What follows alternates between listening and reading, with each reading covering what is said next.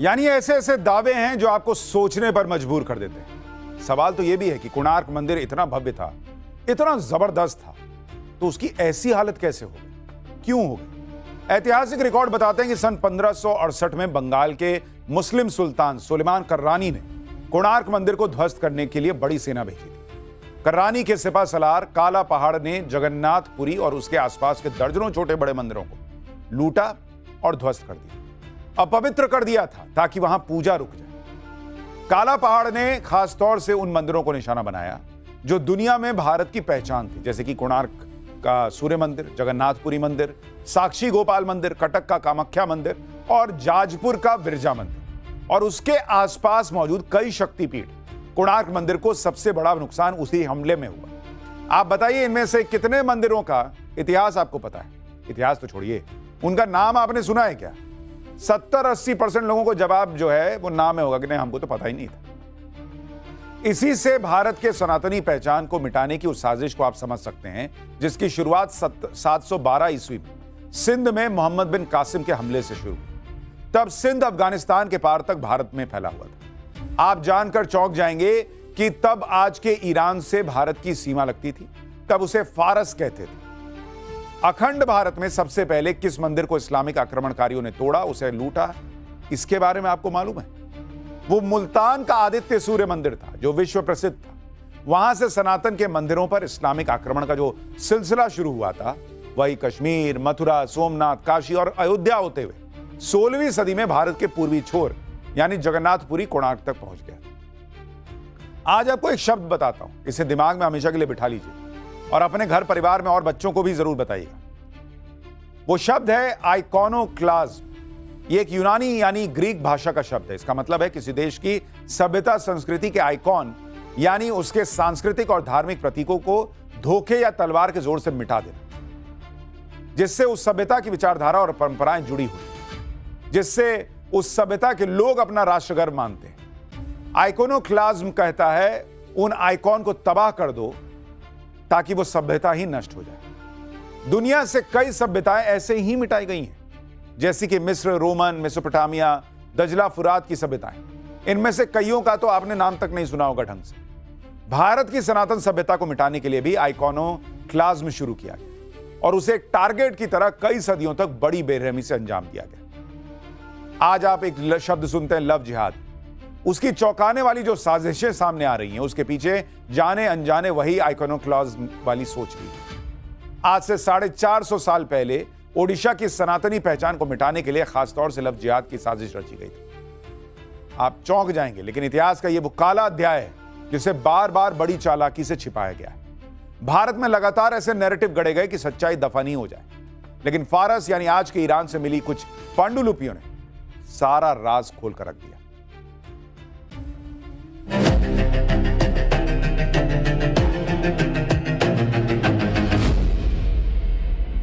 ये 458 साल पहले की बात है। साल था सन 1568, जब बंगाल के मुस्लिम सुल्तान सुलेमान कर्रानी के सिपह सालार काला पहाड़ के हमले से ओडिशा दहल उठा था।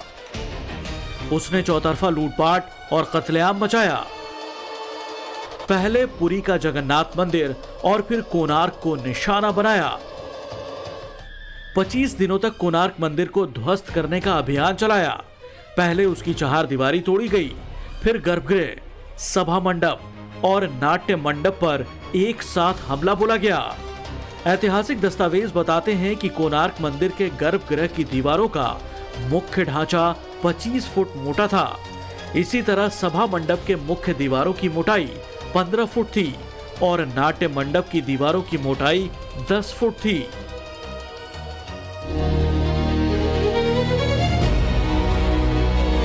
काला पहाड़ के हमले में सबसे पहले नाट्य मंडप ध्वस्त हुआ। उसकी 6 फुट मोटी छत गिरा दी गई। उसके 16 खंभे खड़े रह गए जो आज भी मौजूद हैं। यहां इस रास्ते से लगी जो 2 विशाल मूर्तियां हैं, जिसमें हाथी को सिंह ने दबा रखा है। हाथी के नीचे एक मानव दबा दिख रहा है। यह नाट्य मंडप है, यानी कोणार्क मंदिर का एंट्री पॉइंट। यहां तब ओडिशा राज के बड़े बड़े दरबारी गायकों कलाकारों का भक्ति संगीत का कार्यक्रम चलता रहता था। भजनों की धुन पर देवदासियां भक्ति नृत्य करती थीं। इसी नाट्य मंडप से 40 फुट की दूरी पर जगमोहन और उससे लगा कोणार्क मंदिर का गर्भगृह था। जगमोहन को ओडिशा की पीढ़ी शैली में बनाया गया था, जो पिरामिड जैसी वास्तुकला है। इसमें बेहद मोटी दीवारों के साथ आधार चौड़ा बनाया जाता है और ऊपर का हिस्सा छोटा रखा है। इसीलिए काला पहाड़ की सेना इसे नहीं तोड़ पाई। काला पहाड़ गर्भगृह को ध्वस्त करना चाहता था। इसके लिए उसने गर्भगृह के शिखर पर लगे 52 टन के उस विशाल पत्थर को गिरा दिया, जिसने पूरे ढांचे को मजबूती दे रखी थी। लोक कथाओं के मुताबिक शिखर पर लगा वो विशाल पत्थर बेहद शक्तिशाली चुंबकीय पत्थर था। कहते हैं इसे इस तरह सेट किया गया था कि कोणार्क के गर्भगृह में स्थापित सूर्य देव की पूजा मूर्ति चमत्कार की तरह हवा में ऊपर उठी दिखती थी।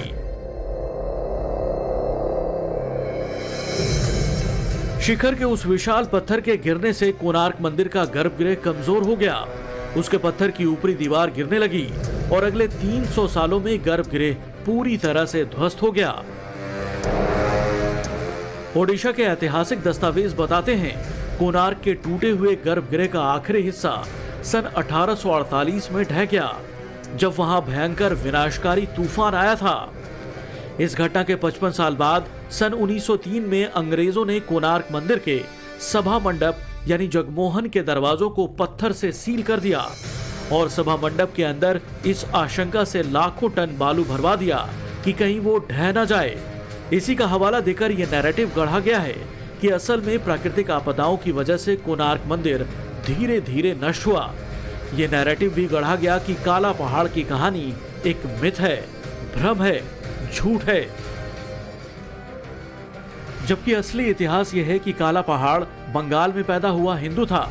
उसका असली नाम राजीव लोचन राय था। 7 फुट का भारी भरकम शरीर और युद्ध कौशल के कारण वो काला पहाड़ के नाम से मशहूर हो गया। ओडिशा के हिंदू राजा गजपति मुकुंद देव ने उसे अपना सेनापति बनाया था।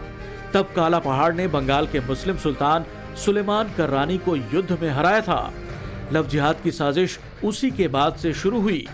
उस हार का बदला लेने कर्रानी ने अपनी बेटी गुलनाज को मोहरा बनाया।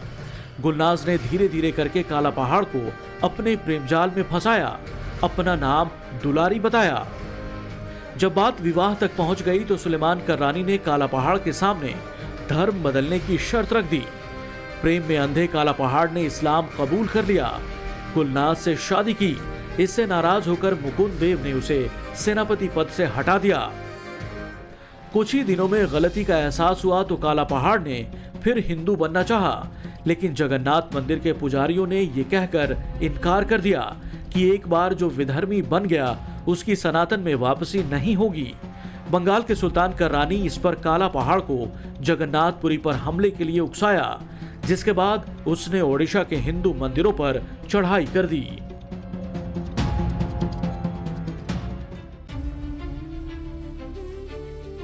जगन्नाथ मंदिर के सबसे महत्वपूर्ण आधिकारिक दस्तावेज मदाला पंजी में काला पहाड़ के हमले का पूरा ब्यौरा है। मदाला पंजी में 11वीं सदी से ही ओडिशा का इतिहास लिखा जा रहा था। ओडिशा के अलावा बांग्ला साहित्य में काला पहाड़ के आक्रमण और उसके पीछे के लव जिहाद की पूरी कहानी। बंगाल के मशहूर इतिहासकार गुलाम हुसैन सलीम, जिन्होंने सन 1788 में किताब लिखी द हिस्ट्री ऑफ बंगाल, उसमें भी काला पहाड़ को मंदिरों को नष्ट करने वाला चमत्कारी योद्धा बताया गया। सोचिए, जिस हिंदू योद्धा की वजह से ओडिशा के मंदिरों पर आंच नहीं आई, उसे ही मंदिर विध्वंस का हथियार बना दिया गया। और यह सब इसलिए हुआ क्योंकि सनातन में घर वापसी रास्ता ही बंद कर दिया गया था। जो सनातन धर्म सबसे पुरातन है, सबसे लचीला धर्म है, जिसमें भगवान शरणागत वत्सल कहलाते हैं, यानी अपनी शरण आने वालों को कभी नहीं ठुकराते। गीता के 18वें अध्याय का 66वां श्लोक याद कीजिए, जिसमें भगवान कृष्ण कहते हैं कि सर्वधर्मान परित्यज्य मामेकम शरण ब्रज, यानी सब कुछ छोड़कर मेरी शरण में आ जाओ, मैं तुम्हारा उद्धार कर दूंगा। घर वापसी का रास्ता बंद करके उसी सनातन धर्म का कितना बड़ा नुकसान किया गया। तलवार के जोर पर जिनका जबरन धर्मांतरण कर दिया गया, ऐसे पीड़ित अपने धर्म में वापस आने के लिए लंबे समय तक छटपटाते रह गए। और जब उन्हें नहीं अपनाया गया तो काला पहाड़ की तरह वो भी सनातन विरोधी बन गए। उसी गलती को सुधारने के लिए आज राष्ट्रीय स्वयंसेवक संघ यानी आरएसएस ने घर वापसी का अभियान छेड़ा हुआ है, जिसका मुस्लिम कट्टरपंथी विरोध कर रहे हैं। संघ की कोशिशों का नतीजा है कि बहुत से परिवार पीढ़ियों के बाद सनातन धर्म में घर वापसी कर रहे हैं। लेकिन सवाल यह है कि काला पहाड़ के जिस चैप्टर को इतिहास में दबा देने की कोशिश की गई, उसका पन्ना खुला कैसे? यह सब हुआ नरेंद्र मोदी के आने के बाद। राष्ट्रीय पांडुलिपि मिशन और अलीगढ़ मुस्लिम यूनिवर्सिटी ने फारसी की पांडुलिपियों पर नया रिसर्च शुरू किया और इसके लिए ईरान से भी पांडुलिपियां मंगवाई गई। उसमें वो ब्यौरा भी मिल गया कि काला पहाड़ कौन था और कैसे उसने बड़ा अभियान चलाकर कोणार्क समेत ओडिशा के दर्जनों बड़े मंदिरों को ध्वस्त किया। इसी खोज के बाद ओडिशा के भुवनेश्वर में national archive centre of India records में फरवरी 2016 में इतिहासकार और रिसर्चर जुटे और काला पहाड़ पर नए सिरे से ऐतिहासिक बहस शुरू।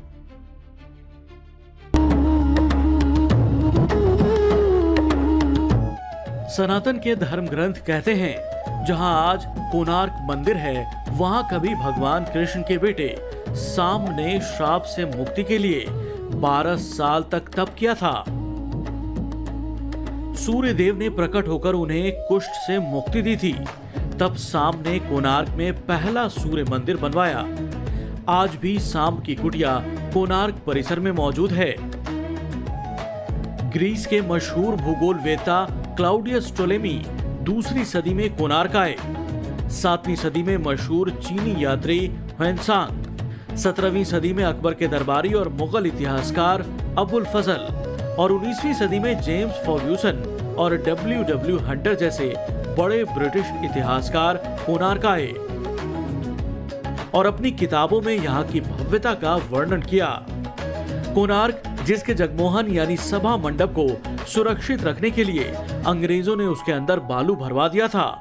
मोदी सरकार के निर्देश पर भारतीय पुरातत्व विभाग यानी ASI ने अब तक का अपना सबसे बड़ा संरक्षण अभियान शुरू किया है।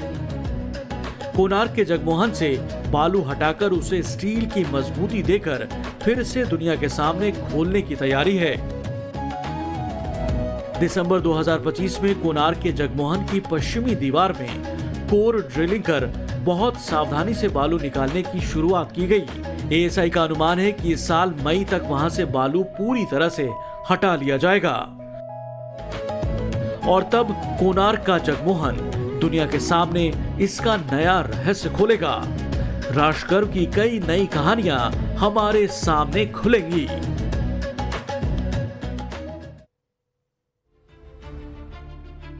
मोदी सरकार का प्लान यह है कि कोणार्क के जगमोहन यानी सभा मंडप से रेत हटाकर उसे नई मजबूती दी जाए, इसे दुनिया के लिए खोल दिया जाए। इस काम को बेहद सावधानी से किया जा रहा है। अंदर से रेत हटने से कोणार्क के कई रहस्यों के खुलने की संभावना है। उसके निर्माण की प्राचीन तकनीक खुलेगी। अंदर कलाकृतियां, मूर्तियां, मंदिर से जुड़े महत्वपूर्ण शिलालेख और नक्काशी का पता चलेगा। अंदर के दरवाजों की कलाकारी पहली बार दुनिया के सामने आएगी। ये कोणार्क के इतिहास के नए सबूत होंगे। ASI और रुड़की के सेंट्रल बिल्डिंग रिसर्च इंस्टीट्यूट के वैज्ञानिक बालू निकालने से पहले कोणार्क मंदिर की जांच एंडोस्कोपी और लेजर स्कैनिंग से कर चुके हैं। उसमें मंदिर के अंदर लोहे की कई विशाल बीम और गर्डर के होने का पता चला है। उसकी जांच से पता चलेगा कि कोणार्क सूर्य मंदिर में हवा में तैरती सूर्य मूर्ति का जो दावा है और समंदर से जहाजों को चुंबकीय शक्ति से खींच लेने वाली कहानियां जो हैं, उसका असली राज क्या है। यह थी राष्ट्रगर्व की आज की वो कहानी जो सनातन के बारे में आपको गर्व करने का और मौका तो देती है, लेकिन अपने देश में जो ये सब हुआ है उसके बारे में जानिएगा, तभी ना अपने देश पे और गर्व कीजिएगा बॉस। इसलिए रोज शाम 6:25 पर राष्ट्र गर्व देखना मत भूलिएगा। आज के लिए इतना ही। अब मुलाकात होगी रात 8:50 पर न्यूज की पाठशाला। नमस्कार।